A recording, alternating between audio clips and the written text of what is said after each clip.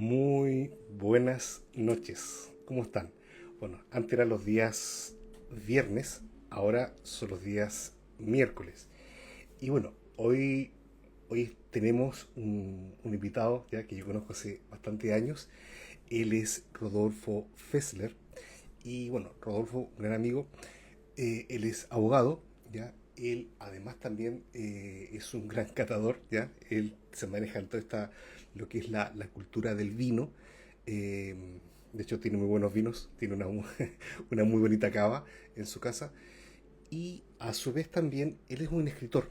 Entonces, un poco porque me interesaba mucho poder invitarlo, para que en el fondo poder hablar un poco del vino, de la literatura y de la cultura, porque también, bueno, es un hombre que de una vasta cultura, fue en un tiempo diputado, ha tenido algunos cargos acá en la provincia, en Misiones. Entonces creo que va a ser interesante un poco conocerlo y que él un poquitito nos comience a compartir un poco cómo mezclamos esto de literatura y a la vez también un poco de la cultura. Y bueno, nuestro invitado es Rodolfo Fessler, ahí lo acabamos de invitar. A ver, esperemos que se pueda conectar prontamente a nosotros. Y un poquito les cuento, él se formó acá en la Universidad de la UNE, del Nordeste de Argentina, y también fue director del programa de la Reserva de la Biosfera de Yabotí, de, de las Naciones Unidas. A ver, esperemos que se nos conecte. A ver, vamos a intentarlo una vez más a Rodolfo. Eh, Aquí, otra vez más. Y bueno, y también yo sé que ha escrito varios libros, varias novelas, así que también un poco le vamos a preguntar un poquitito sobre qué ha escrito. Vamos a ver si Rodolfo se nos conecta. A ver, vamos a intentar una vez más. Ahí, ahí. Vamos a ver si en esta tercera oportunidad Rodolfo se nos conecta. Perfecto. Hola Rodolfo. Ahí Hola. si das vuelta la cámara. Perfecto. Bien, bien, bien, bien. Hola, oye, un gusto poder estar contigo esta noche. Ya hice Igual, una breve introducción de ti sobre, bueno, sobre tu profesión, que eres abogado. A la vez también eres un gran conocedor de vino, ¿ya? Y eres escritor. Entonces, un poco esa mezcla, vino, literatura, cultura. Y lo que más también un poco me interesa que también que conozcan las personas que nos escuchan, que nos ven, es también dentro de nuestro contexto de misiones. Rodolfo, por favor, cuéntanos, ¿quién es este Rodolfo escritor? ¿Quién es este Rodolfo catador? ¿Y quién es este Rodolfo que tenemos hoy presente acá? Por favor. bueno, un gran gusto conversar con vos, querido Juan Manuel. En realidad, en todas las cosas soy una suerte de aficionado y nada más que un gran curioso. Incluso mencionaste en primer lugar que soy abogado, lo que yo suelo decir, nadie es perfecto. Y sí, soy un apasionado y curioso de la literatura y del vino que empecé a beber desde muy mayor, creo que a los 34 años recién comencé a tomar alcohol, pero siempre en forma muy moderada, muy este, discreta, porque el vino es algo peligroso. Las sustancias peligrosas que son adictivas y que alteran la conducta deben tratarse con mucho respeto. Eh, Siempre recuerdo una anécdota en que Talleyrand, que era uno de los súper grandes ministros que tenía Napoleón y era un gran aficionado a la bebida, en una oportunidad los otros ministros que estaban celosos le comentaron eso y le objetaban que un ministro del emperador estuviera en esas condiciones. Y Napoleón le respondió, él sabe demasiado de vinos como para ser borracho. Y después encontré como una suerte de paralelismo. La gente que cultiva, que estudia y que bebe vino con cuidado, con delicadeza, no se emborracha. Esa es esa es una gran virtud. Y el alcohol, en realidad, en todas sus formas, el hombre en todas las culturas, en todas las épocas, inventó alguna sustancia con la cual embriagarse, olvidarse, alterarse un poco. En algunos casos ha sido con sentido místico, pero de todo lo que el hombre encontró en todo el planeta Tierra, terminó haciendo alguna forma de alcohol para oficios sacerdotales, para oficios religiosos o de otra índole, festivos, obviamente, y algunos de ellos hicieron carrera, ¿no? Como las bebidas destiladas, el whisky quizá o el vino, que son las más famosas en el mundo. Pero hay tribus en el Amazonas que escupen en una suerte de lejía hecha con tubérculos y con la saliva, eso produce una fermentación que termina convirtiéndose en alcohol para estar en un estado semimístico en las ceremonias que hacen los chamanes para oficiar de curadores. Es decir, el alcohol le acompaña al hombre en toda la historia. Y Rodolfo, ¿y cómo podemos hacer esta conexión entre lo que es el vino y la literatura? Porque, bueno, también como yo comentaba al principio, también tú eres escritor y siempre que has publicado un libro, siempre me llega la invitación. ¿Cómo se genera esa mezcla? ¿Es una sinergia? ¿Cómo es? Yo creo que el vino tiene una gran presencia en la literatura porque el hombre escribe de todas las cosas importantes que hace o las que más le importan. Y así vemos en la misma Biblia, yo tengo un pequeño escritito que algún día había condensar de ensayos, en el que me refiero a Jesús cuando fue su primer milagro. Es una casualidad. El primer milagro que Interesante. hizo vino. Él Mm. estuvo en una fiesta hablando con sus amigos y en algún momento su madre se acerca al conocido episodio, ¿no? Y le plantea como una queja. ¿Qué ocurrió esta fiesta? ¿Puede seguir como está si se terminó el vino? Pareciera que no. Entonces él dio la indicación, un pasaje curioso, inclusive que se presta a muchas interpretaciones, suelo conversar con mis amigos, porque él casi se ofusca con su madre un poco, ¿no? ¿Qué hay de ti a mí para que me venga a decir eso? Sin embargo, realiza el primer milagro. Y antes incluso en la Biblia, en el inicio de los tiempos, hay un pasaje muy curioso en el Éxodo que tiene, yo siempre digo, la literatura es fantástica en el caso de la Biblia porque tiene una precisión y una capacidad de síntesis que no la tiene ningún otro libro en la literatura, ni siquiera la religiosa. Cuando termina el diluvio, descendieron las aguas, bajó Moisés del arca, plantó una viña, hizo vino y se embriagó. Notablemente, para lo que necesitamos describir en 2 páginas, en 5 renglones, está explicado en la Biblia todo lo que había ocurrido. Lo primero que hizo Noé cuando descendió del arca y bajaron las aguas fue plantar una viña para hacer vino.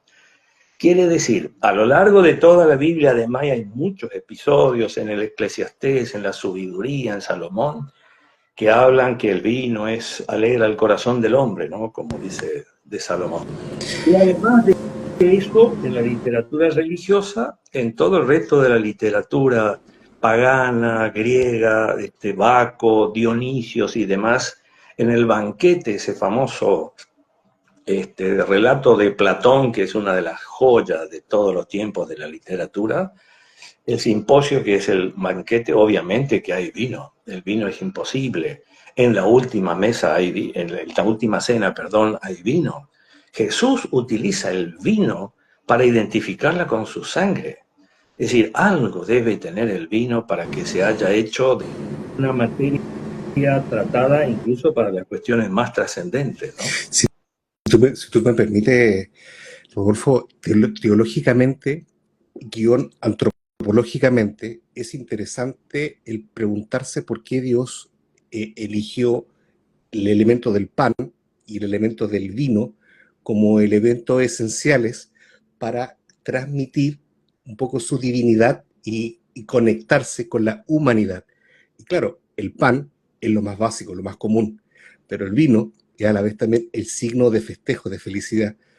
Entonces, es interesante un poco como tú planteas, el vino claramente ha estado en toda nuestra cultura, pero ahora un poco tratando de hacer esta conexión con la literatura. Como lo dije, tú eres escritor, ya, yo sé que has escrito varios libros.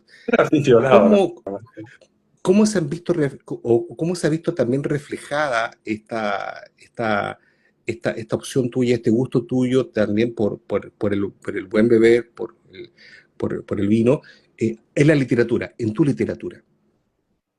Bueno, yo tengo el último de mis libros de cuentos que se llama La Escuela de los Amantes, específicamente un vino, un artículo, un cuento que se llama La liturgia de los bebedores. Entonces, en un bar que se llama Ullo, el bar Ullo, situado en la Bajada Vieja, hay un grupo de 12 personas que tienen comunidades y gustos afines, indudablemente muy amigos, y hacen una misa pagana, pero utilizando la estructura de la misa tridentina, es decir, la preconciliar. En todo el momento hay como 12 apóstoles, sin embargo falta el elemento esencial que congrega a esos 12. Bueno, en este caso es el vino suplanta a Jesús, pero toda la liturgia y en la conversación a la que para ingresar se toma un estricto examen de conocimientos, de capacidad, de saber de vinos, y se generan discusiones teológicas, artísticas entre los concurrentes de esa misa tridentina en la que Baco o el vino es el que ocupa el primer lugar. En ese sentido, ese sentido figurado para representar hasta qué punto el vino puede tener una importancia mayúscula, ¿no? En el caso de la última cena, lógicamente, el alimento espiritual es el pan. Y la sangre convertida en vino es el elemento espiritual, pero que también, como dice la propia Biblia en la sabiduría de Salomón, alegra el corazón del hombre. Es decir, están las dos cosas. El alimento espiritual para tener vida y la sangre vivificada en el vino para que el hombre además sea alegre. En estos últimos tiempos yo creo que hemos tenido como una suerte de resurgimiento de la cultura del vino, por lo menos me ha sorprendido como acá en Argentina también se ha incentivado mucho. ¿A qué crees tú que se debe? Porque en el fondo ahora también los vinos argentinos también son reconocidos mundialmente. Yes. Yo creo que hay modas, ¿no? Había una época cuando yo era más jovencito y la gente empecé a salir, a ir a fiestas y boliches de estudiante, la gente tomaba whisky, tomaba un vino con soda, pero no se tomaba, por ejemplo, tanta cerveza. En otra época, de los años 90 en adelante, la cerveza ingresó mucho entre los jóvenes. Y últimamente se está produciendo un fenómeno en el que el vino empezó a ingresar también a los jóvenes. ¿Pero por qué razón? Detrás de la cerveza o detrás de la bebida cola con alguna forma de fernet o de, ¿cómo se llama?, vodka, que no tiene gusto a nada, sirve solamente para embriagarse. El motivo es estar ligeramente borrachito, para estar más alegre, para darse ánimos, o porque es una moda, todos lo hacen, entonces ya hay que ir medio entonado a la fiesta. Sin embargo, el vino exige más. ¿Por qué? Porque está en condiciones de dar más. Ninguna otra bebida tiene una amplitud en calidades, en estilos, en variación, como la que tiene el vino. Por ejemplo, ¿cuántas clases de Fernet pueden haber? Uno solo. Es más fuerte, es más bajo, pero el vino puede haber rosado, puede haber blanco, puede haber de un solo varietal, pueden haber blends que son mezclas de vinos, se toman de distintas maneras. Cada vino puede impresionar de distinta manera. El proceso de vinificación es muy diferente. Intervienen en ella maderas como el roble para lograr el potencial de guarda en el vino. Es decir, hay una condición incluso de refinamiento, si se quiere, que hace que tomar una cena con una compañía adecuada, un alimento exquisito, muy elaborado, el mejor acompañante es el vino. ¿Por qué? porque también el vino es exquisito, elaborado y requiere y plantea un montón de sensaciones en las que lo degustan. Yo siempre suelo hacer, si se me permite un minutito más, una figura de cómo empezar a captar o cómo tomar vino, por qué un vino es bueno y otro es malo. Muchas veces hay un principio general. El mejor vino es el que a mí me gusta. ¿Por qué? Porque el vino es placer. Si el vino es placer, uno puede tomar el vino que le gusta, sea caro o barato, puede tomarlo con hielo, con soda, frío, tibión, como se le antoje. Pero hay determinados vinos que para que expresen lo que realmente puso el enólogo para lograr una plenitud de sabores y complejidad, que hay que seguir determinadas reglas. Entonces, hay un vino básico, elemental, que uno lo toma, lo huele. Yo uso la frase siempre de un hermano que dice, esto tiene olor a vino nomás. Y en realidad, en los descriptores, cuando uno habla del bouquet y del vino, encuentra en el aroma de ese vino muchas otras cosas, muchas otras sensaciones olfativas. Un vino simple tiene gusto a vino, color de vino, gusto a vino y se terminó todo. Un vino de gran complejidad produce varias sensaciones. Es decir, uno toma primero y siente el aroma del vino y siente un aroma o un bouquet especial. Aleja, airea un poquito la copa, vuelve y siente un olor distinto. Es decir, es una segunda sensación. Se airea más el vino, se revuelve más la copa, vuelve a sentir su aroma, una tercera sensación. Cuando lo degusta, algo muy sabroso, pero que no se condice ni contradice el bouquet que sentimos cuando olíamos la copa. Mientras lo vamos tragando, parece que uno toma un vino y otro vino. Son como si estuviera bebiendo 3 vinos. Esa es la complejidad del vino. Cuando lo termina de tragar, queda una sensación muy agradable que tampoco son iguales a las que percibimos cuando sentíamos el aroma o cuando empezamos a degustarlo. Y queda un largo retrogut, le dicen los franceses, en la verdad. Eso es un vino de gran complejidad. ¿Por qué es complejo? Porque produce muchas sensaciones. Para hacer un vino como ese se necesita una gran maestría técnica, un cuidado especial desde el momento en que se va a cosechar la uva hasta que se lo elabora, se lo envasa y después se lo sirve.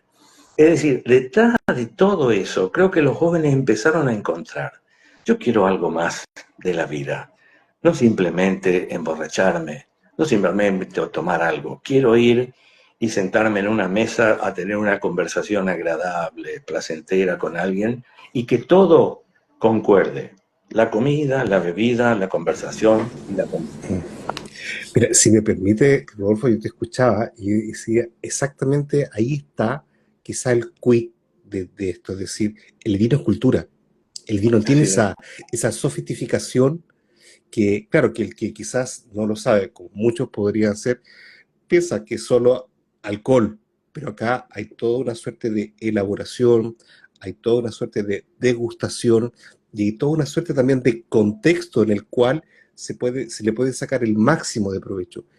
Rodolfo, para una persona que quizás no sepa nada de vino, eh, ¿qué sugerencias, qué consejos tú dirías? Mire, váyase por esto o haga esto, elija qué. O sea, típico, la persona dice, no tengo idea. Ven que mueven la copita, hacen así y dicen, ¿qué, ¿qué le dirías tú a una persona que realmente se declara ignorante en este tema?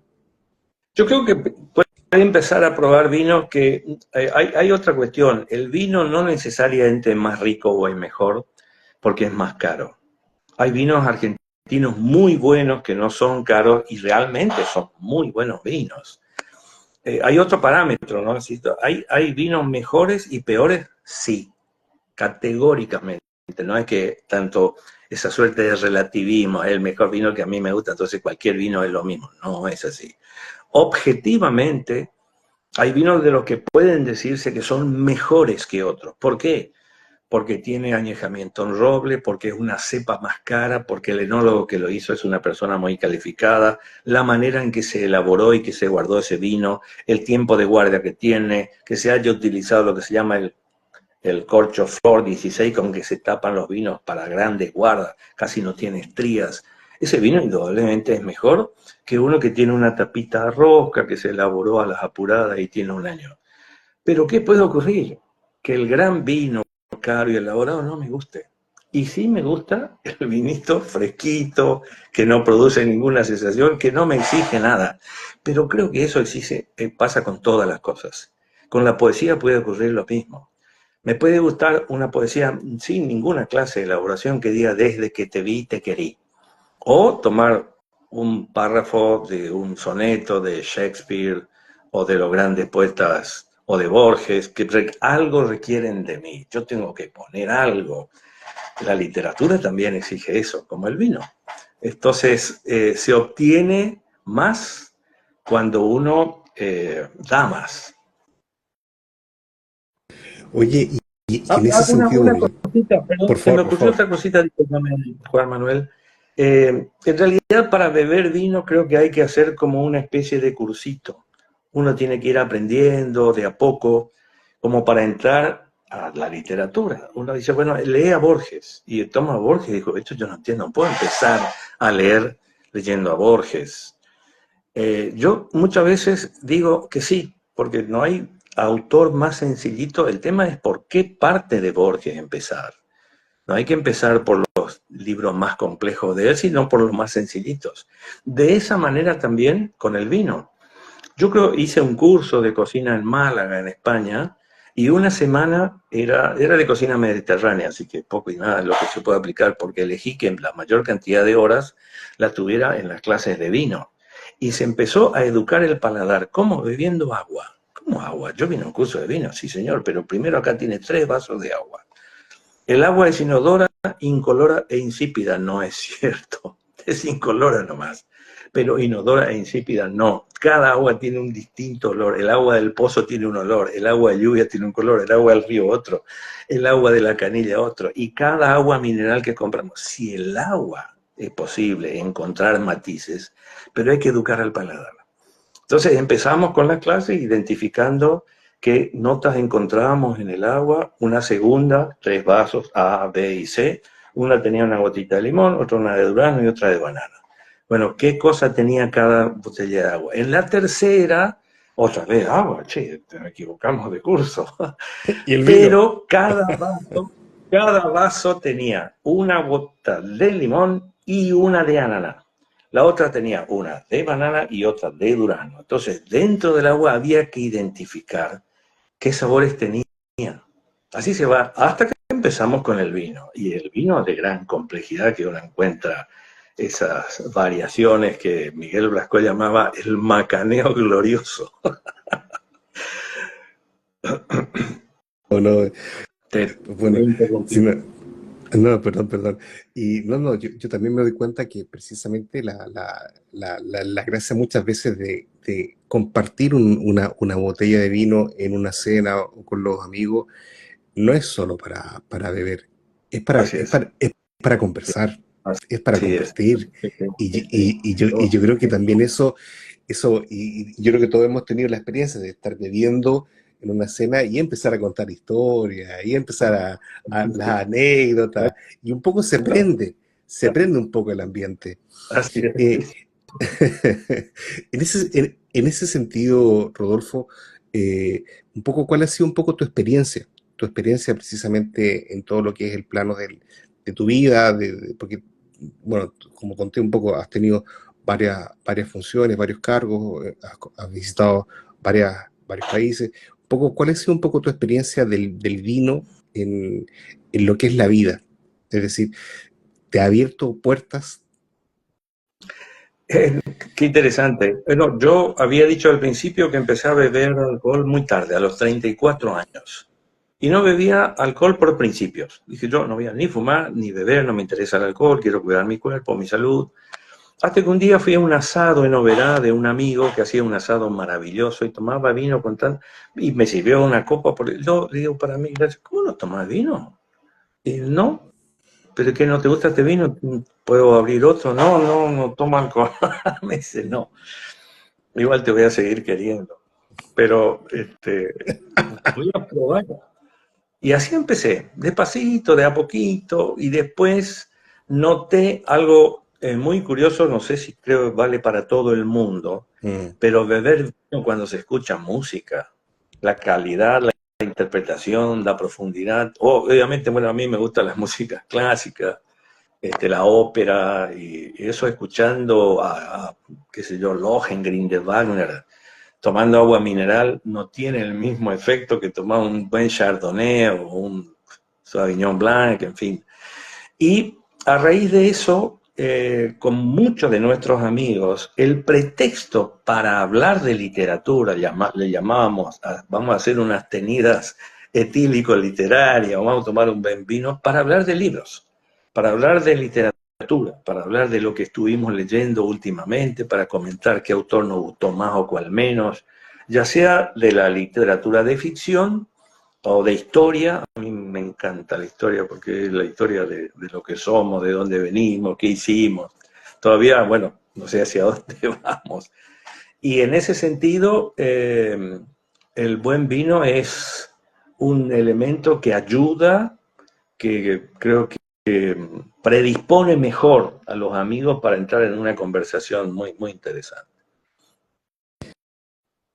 Y finalmente Rodolfo, sí, porque ya se nos pasó de verdad la media hora impresionante, ¿ya? Ah, no sabía. Nos faltó el vino. Sí. No, no falta oportunidad. Sí, sí, por No, favor. nos faltó el vino. Bueno, algún día, algún día. Seguramente. Un poco a una persona no tiene mucho conocimiento, ¿por dónde tú le dirías que comenzar un poco a experimentar, a conocer o a atreverse?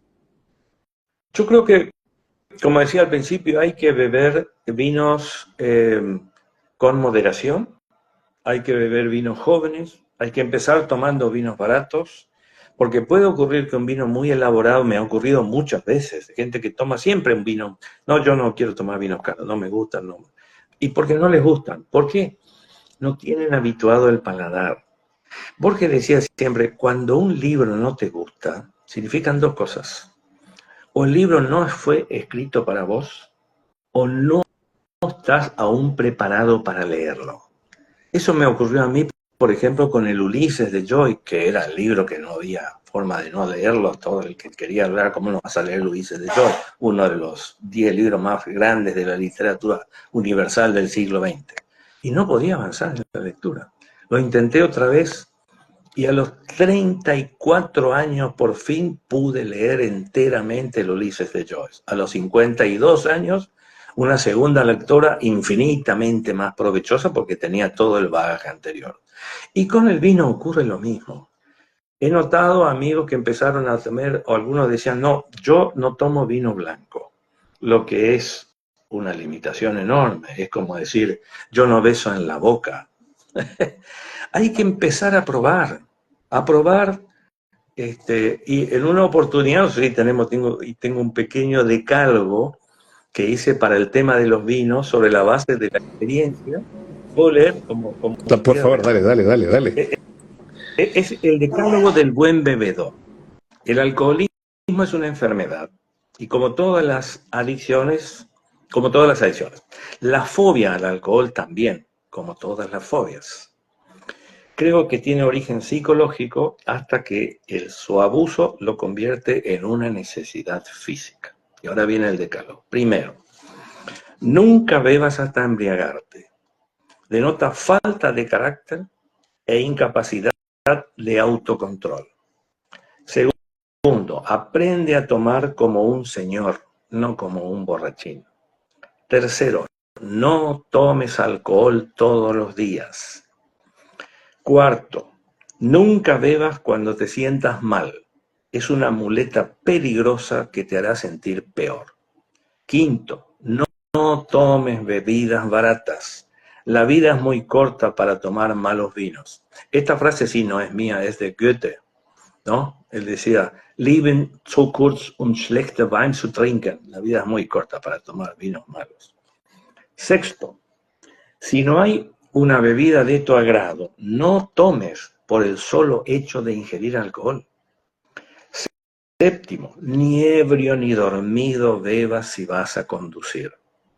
Octavo, solo bebe por placer, nunca para darte ánimos. Al final, beber sin tener sed es lo único que nos diferencia de los animales. 9. En la vida, todo el tiempo puedes elegir entre ser una oveja, o un lobo. No tomes simplemente porque todos beben si no tienes ganas. Y el final, que creo que es el más importante, no bebe siempre contento. Es la única forma de conservar la salud que te permitirá disfrutar de un buen trago toda la vida.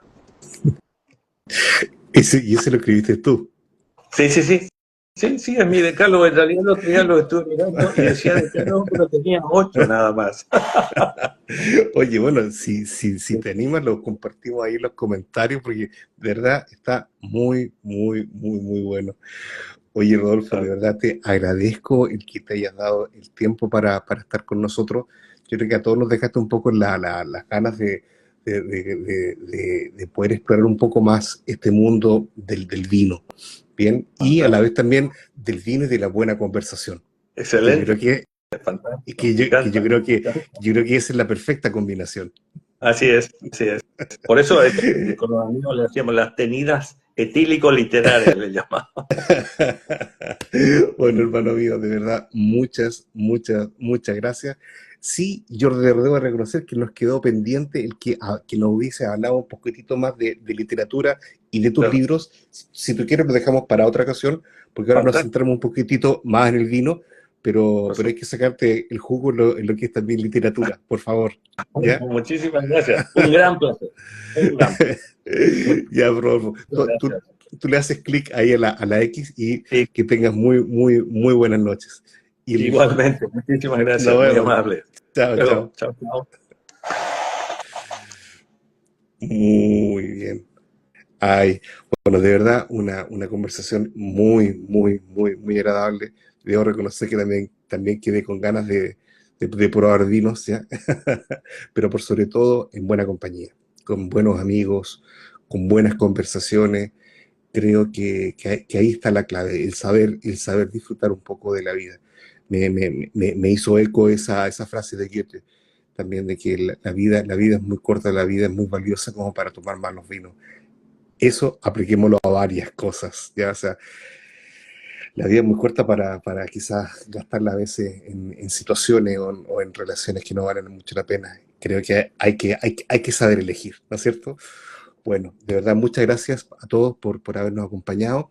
En la próxima semana vamos a estar con una colega psicóloga, Vivian Vivero, y vamos a hablar un poquitito sobre la psicología y el cristianismo, la psicología y la fe, y si cómo podemos compatibilizar y poder lograr una mayor sinergia también en estas dos ciencias, la fe, la teología y la psicología. Bueno, que todos tengan muy buena noche, nos veremos el próximo miércoles y bueno, que Dios los bendiga a todos. Hasta luego.